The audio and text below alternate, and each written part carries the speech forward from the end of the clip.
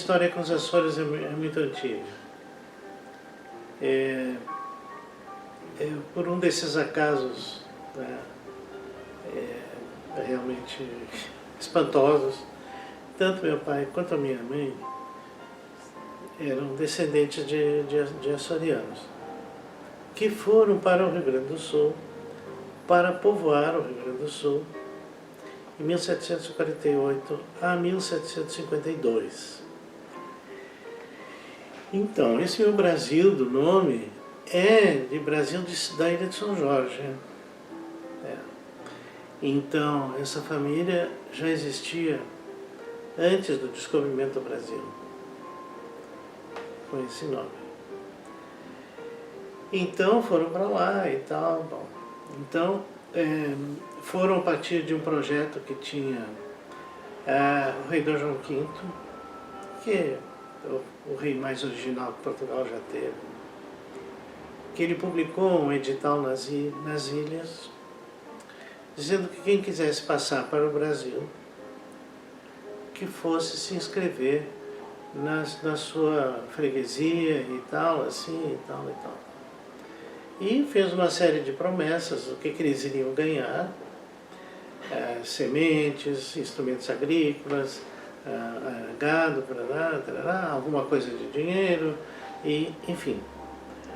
E fez um concurso público para ver quem é que transportava por menos, em uma concorrência.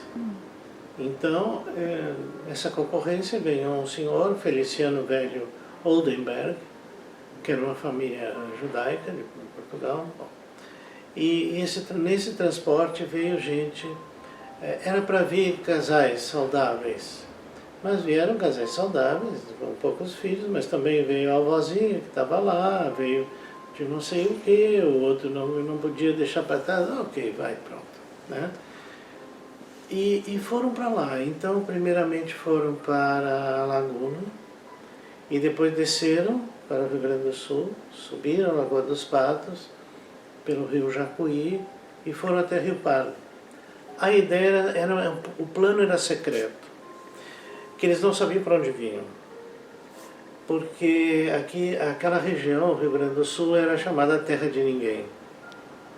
Quer dizer, ficava além do Tratado de Tordesilhas, a oeste. Né? Então aquilo era uma coisa um pouquinho complicada, porque os espanhóis não podiam saber.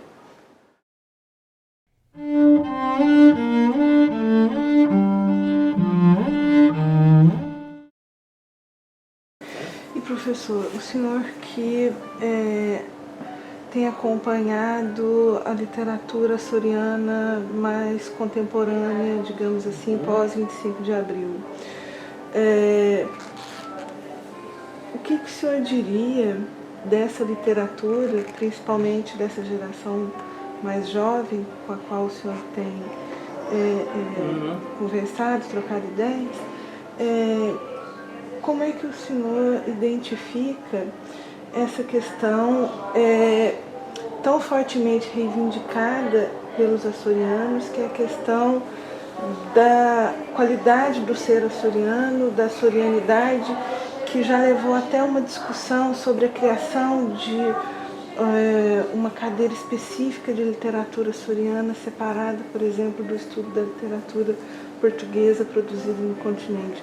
O senhor acha que isso é contingencial ou que há uma essência nemesiana ainda no ar, que há algo muito folclórico, muito romanceado em torno dessa literatura de expressão açoriana? Não, os jovens escritores açorianos são muito lúcidos em relação a isso. Né? Creio que eles perceberam, tenho absoluta certeza disso, já escrevi, que eles, quer dizer, eles são açorianos pessoalmente e talvez nunca se desvinculem dessa sua condição e nem querem se desvincular. Né? Mas eles tratam de temas universais. Né? Eles são temas atemporais, especialmente o Porto. Né? João Pedro Porto. Nuno Costa Santos está, o último romance dele, né, ele tem, então, digamos, existe um pouco daquele açoriano do continente, quer dizer, com avós açorianos, pais, né? Então ele vem à ilha para recuperar essa coisa toda do seu, enfim, principalmente das histórias do seu avô, enfim. Mas enfim, aqui se envolve numa outra questão, enfim, que não tem muito a ver com a questão da identidade. Então, quando eu comecei a estudar isso, já lá vão umas 3 décadas, era muito forte o sentimento de pertencimento e ainda com, digamos, aquele nome tutelar do Nemésio, né? E tal. O Martins Garcia, ele já apresentava, já desde o início, uma visão bastante crítica. Tá? Ele começou a publicar, enfim, logo depois do 25 de abril, ele começou a publicar. Tá? E eles todos, eles tiveram, esses autores, digamos, que começaram a publicar aí na década de 70, 80, são escritores para quem, por exemplo, a guerra colonial ela era algo muito forte, muito duro, muito pesado, uma herança muito pesada. Todos eles, de certo modo, transitaram por uma experiência assim, que o seminário de Angra, depois então para o continente, do continente então ia lutar na guerra colonial, quando voltavam se tornaram professores aqui no continente. Então, essa trajetória foi do Martins Garcia, foi do Álvaro Oliveira, enfim, foi de um monte de gente. Né? Então isso marcou essa geração, quer dizer, por um lado, a necessidade de preservação da sua identidade açoriana, digamos, eu não diria totalmente assim acrítica, porque o Machado Pires era muito crítico dessa mesma realidade. Mas enfim, era algo que estavam ligados, né, de uma maneira bastante intensa. Né? Então, essa identidade açoriana era sempre colocada como uma questão. Os jovens escritores, essa questão não existe mais. Essa é uma pseudo-questão. Tá? Então, me parece que eles estão num caminho de uma universalidade, né, maior, uma universalidade maior, e são, digamos, se a gente abstrair esse livro no Costa Santos, que é um excelente romance,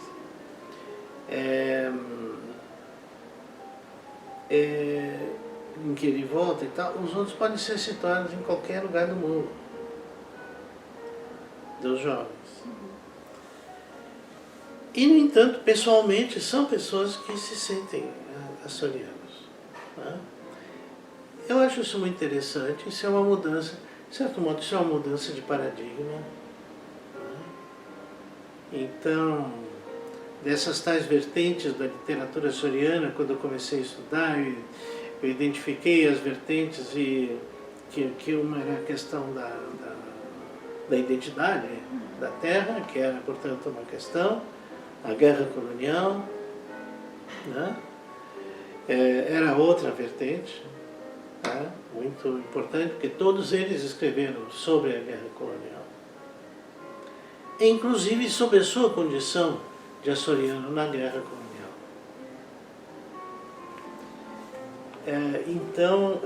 Então esse paradigma, digamos,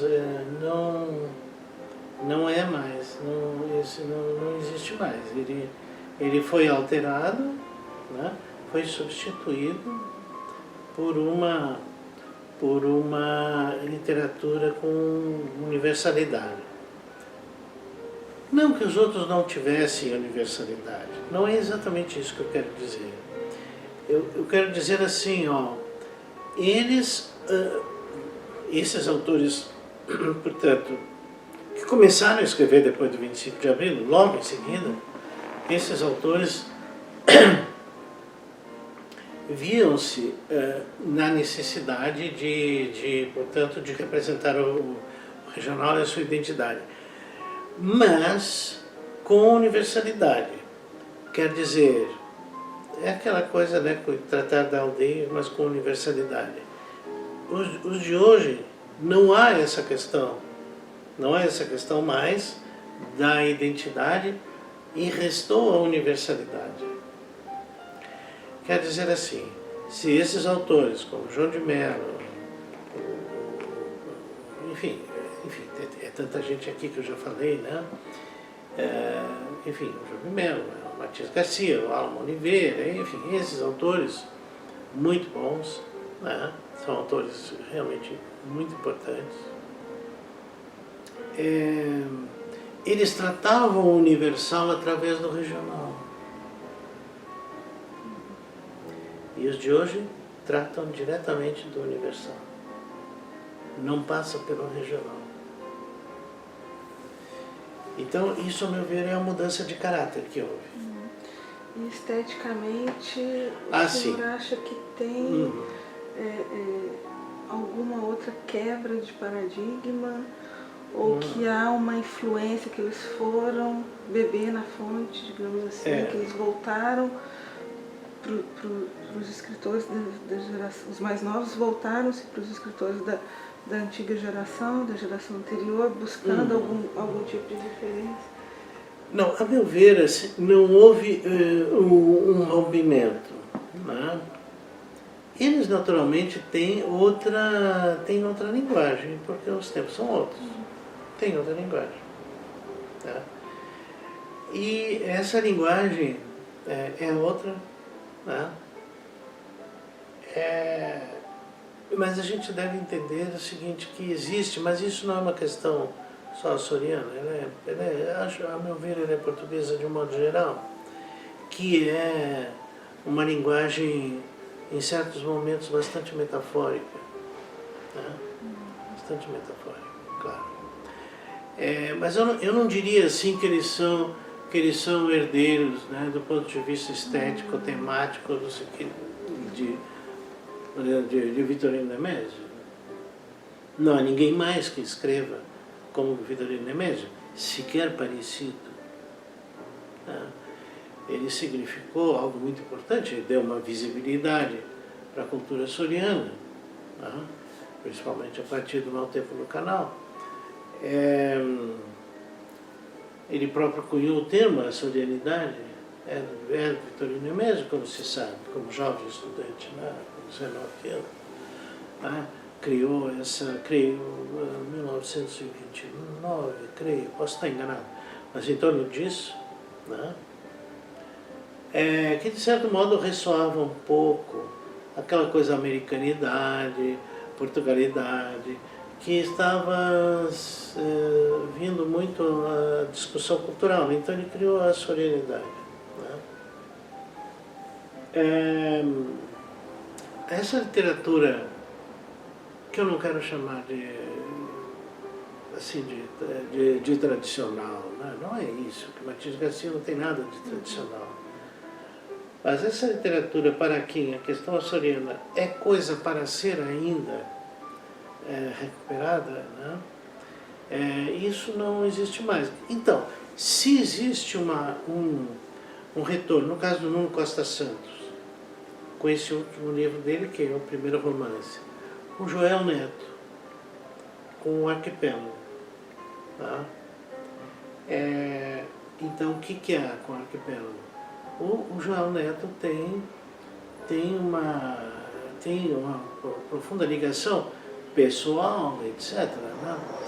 Mas nós vamos entender que esse livro, Arquipélago, que é de 2015, salvo eu, 2016,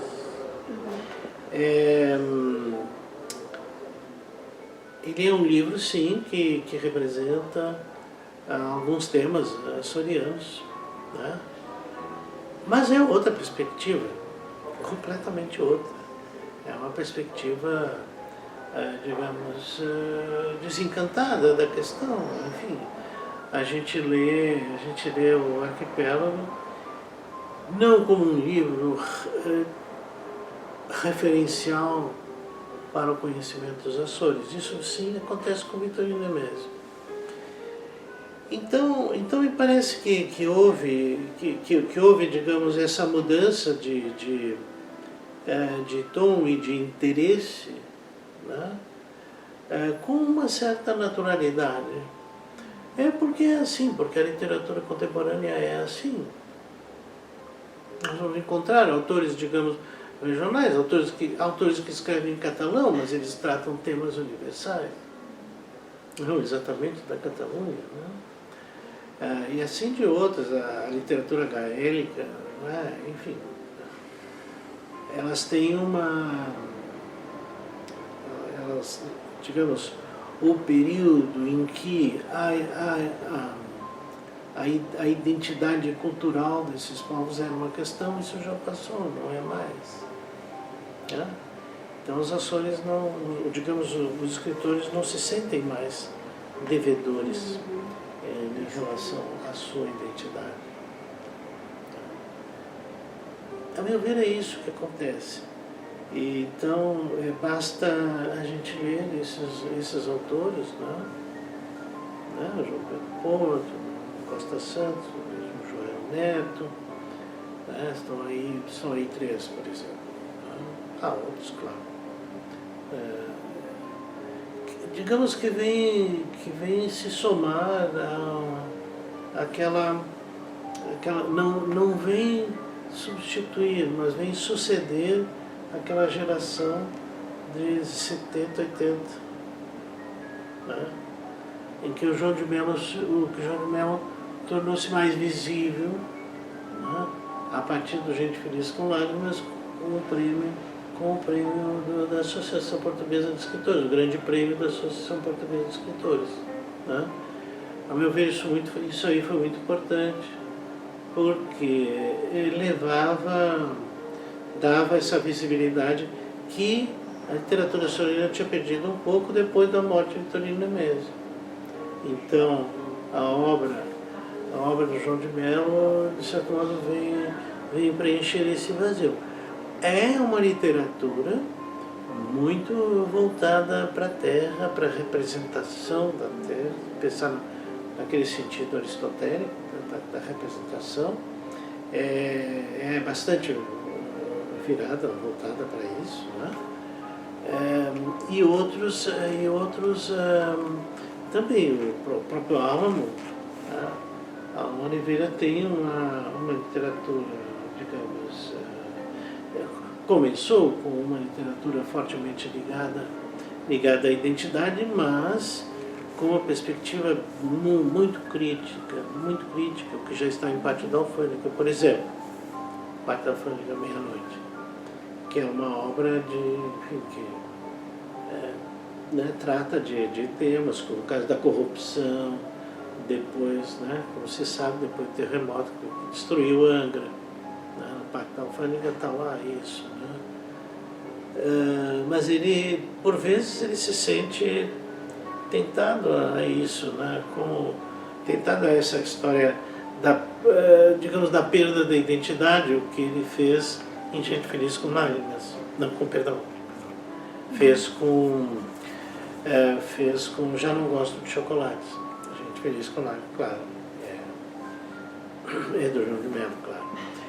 Mas então, quer dizer assim, não é? Há uma mudança de tom, né, em que, de fato a gente pode perceber que a questão da identidade já não é mais uma coisa tão relevante. A meu ver, isso tem a ver com os meios de comunicação de hoje, né, que são instantâneos. O caso do João Neto, por exemplo, ele está a viver já há algum tempo na terceira, né? Mas ele é um jornalista atuante. E ele, portanto, com esses meios de comunicação, né, ele poderia viver em qualquer lugar do mundo. Então, a meu ver, esses meios de comunicação atuais são bastante decisivos para que os novos autores se voltem para a literatura mais universal. É isso? Ótimo, professor. Muito obrigada. Falei bastante, mas acho que disse mais ou menos tudo. Né? Muito obrigada. Não, imagina. Foi uma aula. Não, nada. Foi uma aula. Mas com muito prazer.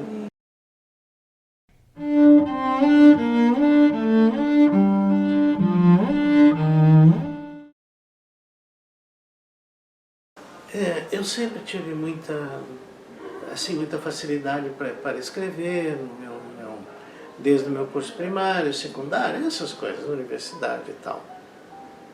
E um dia comecei, então, a escrever o que seria meu primeiro romance, e o tema, que é um quarto de légua em quadro, e esse foi publicado nos Açores pela Direção Regional das Comunidades. E o que aconteceu? Eu escrevi um pouco ingenuamente, né? É claro que a ação se passa na travessia do mar e depois com a chegada aqui. Foi objeto de um filme, inclusive, chamado Diários de um Novo Mundo. Então, o que acontece é que eu escrevi, mas eu não conhecia os Açores. Mas eu sabia como é que tinha sido a travessia e lá como é que tinha sido a coisa lá no atual território do Rio Grande do Sul. Escrevi, publiquei. Para minha surpresa, o livro foi premiado, recebeu várias edições,